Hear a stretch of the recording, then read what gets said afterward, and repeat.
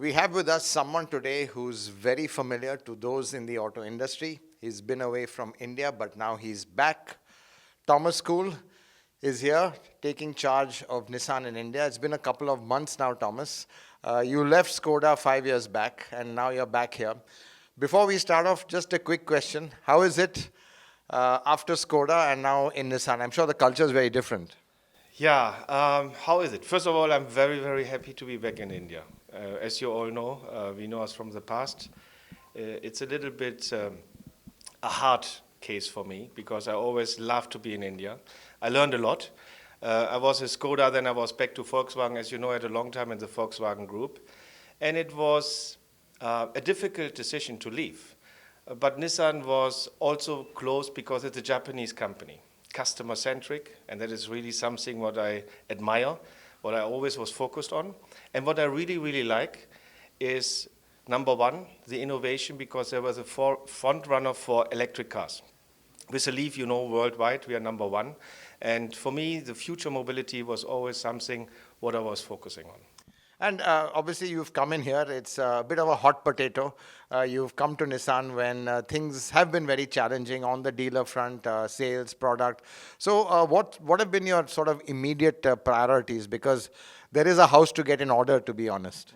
So, for a challenger brand, we are not there where we should be, to be very honest. We have two brands. We are catering to the right segments for the moment. We have some lifecycle management issues, what we are now solving. And from a network point of view, I think our network is strong, but we have to do more. We are very good when it comes to Tier 3 and Tier 4. We are lacking a little bit in the Tier 1 and the Tier 2 cities. That has also something to do with the lifecycle management. And what we are doing with our dealers is practically to go really strong in the quality. Because for me, it's my first customer, our business partner, and they are facing our end customer. There are rumors that a lot of the dealers are leaving. There's a general kind of, let's say, a churn in the dealerships. But it's one of your ongoing tasks to really streamline and sort out the dealer network.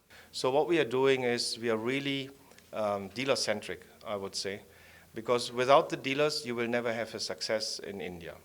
And we are doing support programs, especially there where we see there is a lack of product at the moment, what we will fill in, so we are doing that. So we changed already certain kind of things in the margin system to make really sure that the dealers have a very, very fair situation to be profitable, because that's what it is. When the dealer is doing the right business, the right things, he will be profitable, and when a profitable dealer, he will always do the right things for the customers. And when you ask me for a network strategy, when you see the digitalization, all what is coming in, we want to make our dealers stronger. We want to have a better accessibility for our customers. So what we are looking in is not getting bigger and having more and more of castles, but we want to have more touch points. And we want to have actually a leading edge in the challenger branches when it comes to workshop accessibility. So that's what we are focusing on with our business partners. So I want to shift to the product right now. And obviously, you said product right now, you are, let's say, there are not enough products, but both from Nissan and Datsun, clearly you need more products. So just want to understand what is the strategy. Now, I know the Kicks is quite formal and that's coming. That's only one product from Nissan. Datsun also, we have heard there are things happening. So just want to understand, because in the end, you're just doing life cycle measures of existing products right now, but you need all new product. Is that really the need of the hour? For every car manufacturer, it is essential to have product and have product animation. Yes, our lifecycle management was not the best in the industry. We have to agree on that. And we are working on it, and we will see this now very soon. We will have a major event every 6 months from this festival season onwards. So you will see, we will start with a major change for the Go and the Go Plus, and then every 6 months a new product will be launched. And Thomas, what about sales? Since you've come in, sales have been a little bit up and down, but we need sales to be going up. I'm sure you're not happy with this volume and you want more of a market share. So is sales something a bit of a concern that you want to really maybe double it or really have a huge increase in it?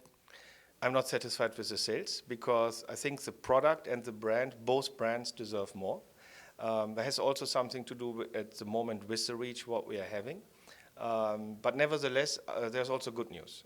When you see, for example, especially with the Redigo, we can see that we are the only one who actually stabilized in the first quarter of this fiscal year. That's a segment that's shrinking. Segment is shrinking. We stabilize our volume, but we have even more plans with the Redigo. And you will see that. We will have also here a special version coming in for the festival time. It's a fantastic product, and I'm proud to say that being the president of Nissan, I'm driving Redigo for 9 months. Everybody thinks I'm a little bit a crazy guy because I should drive a petrol. But I think it's, for me, the most important thing. It's our entry version. It's a fantastic car. It is roomy, and it's proven. I'm not lying here. I'm very, very confident that with the Redigo and also what we're doing with the Redigo and the successor model, we will have a major impact in this segment. You said SUVs, so could we see an SUV below the Kicks, for example? There's a big gap over there. Or could we see another hatchback or a sedan or a sub 4 meter? Yeah. These are a lot of possibilities and good volume potential also. That with the Datsun brand, with the Japanese heritage, we have actually something what is very, very competitive. So what we are doing with Datsun is we want to cater to a customer group. What is the first buyer? Young progressive, and therefore we are also focusing on progressive mobility.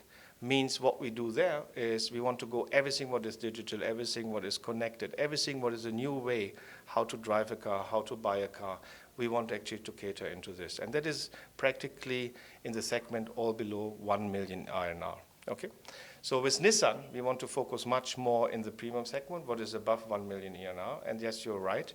Obviously, there will be SUV. There will be also sedan, what will be very, very competitive. That will be not there tomorrow, but it will come very soon. Because very clear with Nissan, when we're coming with a new product, we want to have a product what is an edge in the segment, not just a Me Too product. Because we have here the capability with all the innovation what Nissan is looking in. EV, we launch also the EV. This fiscal year, we will launch the Leaf, and that is a global Leaf. You will launch the Leaf in India? We will launch the Leaf in India. Obviously, it will be not a volume at this moment. Like but a Halo product. It's a Halo product. We will work with government bodies together. I think also the government initiative is the right step, what they're doing.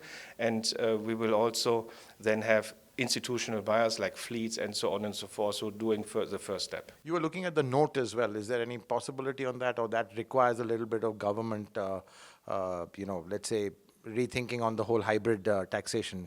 Yeah, you're touching here a very important point, because I think that is some of our big strengths. That is a USP in the world for us. Because being a hybrid but driving electric, nobody else is offering this. And the Note is the success story in Japan, is the best-selling car. And obviously we want to bring it here. So we are test driving for quite a while. Everybody who is test driving is really saying, wow, because it's an electric car and it's powered by a small, very efficient 1 liter petrol engine. So it's really fantastic, and it's giving everything, and you don't have to have the engine plug-in. So that for the electricity. So that is something where I say that's what we want to look in, and also what is very, very important, what nobody is aware of, because we're really trying to make it in India also. So when we're bringing technology here, we want to actually bring it forward. We want to localize more. And even in the engineering, we have more than 7,000 engineers working here for the Alliance, and there's more. We introduced a digital hub in Trivandrum, where we will also hire in this year 500 people. So we are doing a lot for intellectual property, so that we having an edge in the future to engineer faster in India for India. Thanks, Thomas. Wish you all the best, and welcome back to India. Thank you.